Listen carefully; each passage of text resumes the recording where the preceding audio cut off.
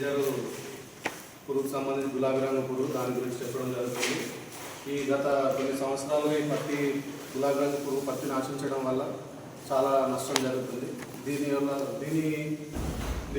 లక్షణాలు ఏ విధంగా గుర్తించడంటే, ఇది మన పువ్వుల నుండి అంటే పువ్వులు లేత ఆకుల పైన కావచ్చు, తల్లి రెక్కల పురుగు లేత ఆకుల పైన కానీ, లేత కాయల పైన కానీ, రక్షక కవచాలు కొమ్మల పైన కానీ పెట్టి అక్కడ విడివిడిగా కానీ ఒక సముదాయంగా కానీ పెట్టడం జరుగుతుంది. తద్వారా ఈ 6వ దశ నుంచి కంటికి కనపడని సూక్ష్మ రంధ్రం దాకా చేసుకొని పువ్వుల నుండి పువ్వులు వెళ్ళడం వల్ల పువ్వులోకి వెళ్ళింది అనుకో, పువ్వులు తినడం వల్ల లోపల పదార్థం తినడం వల్ల అవి ఏమైనా గుడ్డి పూలుగా అయిపోవడం జరుగుతుంది. మన లక్షణాలు గుర్తించాలంటే తద్వారా కాయలలో కూడా కంటికి కనిపించిన సూక్ష్మ అంటే మనము గుర్తించినటువంటి అంటే ఓలు కూడా గుర్తించలేని స్థాయిలో లోపలికి వెళ్ళి పదార్థం తినడం ద్వారా మనకు నష్టాన్ని బయటికి ఏర్పడకపోవడం వల్ల మనం గుర్తించడానికి చాలా కష్టం అవుతుంది. తద్వారా ఇదేనా లోపల ఉన్న దూది కూడా తినడం. మనం ఎప్పుడంటే గులాబీ రంగు వృత్తి మనం ఎప్పుడంటే బయట కాయ విప్పిన తర్వాత కూడా మనకు తెలియదు అసలు ఇది ఆశించి తినడానికి కూడా ఉండదు. కాబట్టి దీనికి నివారణ చర్యగా మనం ఏం చేసుకోవచ్చు అంటే, 45 రోజులు క్రాప్ స్టార్ట్ అయినప్పుడు మనము ఎకరానికి సంబంధించి 4 లింగాకర్షక బుట్టలు పెట్టుకున్నట్లయితే మనకు వరుసగా 3 రోజులు 7 నుంచి 8 రెక్కల పురుగులు కానీ, 10% అంటే పువ్వులు అంటే ముడి పువ్వులు కానీ, 10% కాయలు ఆశించినట్టు గుర్తించినట్లయితే మనం సమగ్ర ఏదైతే ఉందో మనకు స్టార్ట్ చేయాల్సి ఉంటుంది. అప్పుడు మనం ఏంటంటే ఎకరానికి 8 లింగాకర్షక బుట్టలు కనుక పెట్టుకున్నట్లయితే మనం కొంచెం అంటే బెటర్ దెన్ మంచిగా మనకు కొంచెం కంట్రోల్లో ఉంటుంది. అదేవిధంగా దీనికి మనం అనుసరించాల్సిన కొన్ని పద్ధతులు ఉంటాయి. మనం వేసవిలో లోతు దుక్కులు దున్నడం. వేసవిలో లోతు దుక్కులు దున్నడం ద్వారా ఈ పురుగుకు సంబంధించిన మొత్తం ఇప్పుడు 4వ దశ కావచ్చు, ఏదైనా నీళ్ళే ఉంటే కూడా దున్నుకోవడం ద్వారా లోతు దుక్కడం లాగా కంట్రోల్ చేసుకోవచ్చు.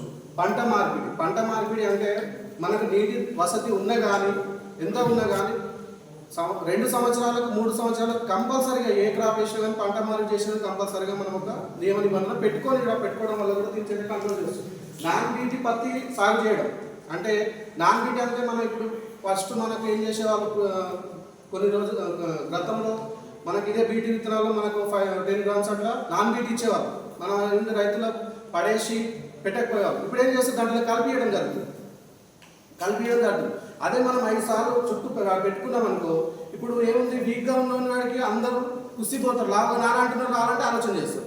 మరి అది కూడా అందుకే నాన్ బీటీ ఎందుకంటే మనకి ఏదైనా తెగుళ్ళు వస్తే ఫస్ట్ దాన్ని అటాక్ చేసి మనకి సింబల్గా మనకు గుర్తుంటుంది. కాబట్టి నాన్ బీటీ పెట్టుకోమంటారు. నెక్స్ట్ వచ్చేసి లింగాకర్షణ బుట్టలు ఏర్పాటు చేసుకోవడం వల్ల తల్లి రెక్కలకు అలా పడడం వల్ల మన ఉధృతి ఏ విధంగా ఉన్నాయో తెలుసుకొని తగు చర్యలు తీసుకోవడం జరుగుతుంది. తర్వాత వచ్చేసి ట్రైకోగ్రామా బదులు అంటే ఇది ఒక 4 క్రాప్స్ కనుక మనం పెట్టుకున్నట్టయితే, జీవిని పెట్టుకున్నట్టయితే మనకు కూడా కొంచెం ఇది ఉంటుంది.